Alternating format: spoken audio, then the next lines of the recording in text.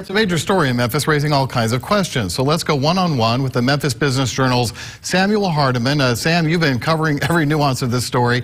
People are mad at Electrolux. Others are blaming government for offering all these generous packages.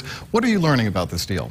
I'm not sure who should be angry, but what we're learning about this deal is that Memphis and Shelby County and the state of Tennessee are close to more than $100 million in the hole because of a lack of clawback. The state of Tennessee gave $97 million to Electrolux, and there's no clawback in that 2010 contract. The city of Memphis and Shelby County issued about $40 million in debt, which they're still on the hook for.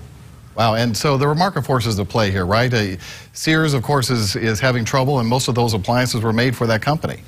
Right. Sears has definitely had a tremendous impact on Electrolux and its earnings, as well as steel prices.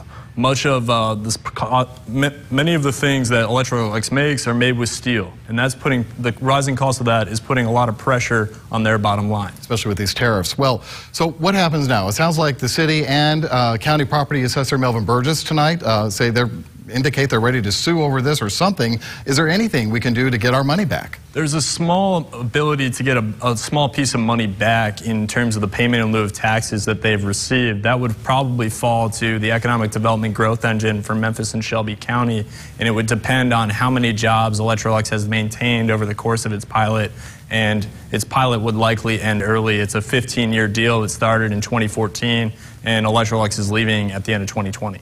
Now, a question for you. We now have this state-of-the-art factory that's about to be empty. How likely is it that Memphis finds a new company to fill that space?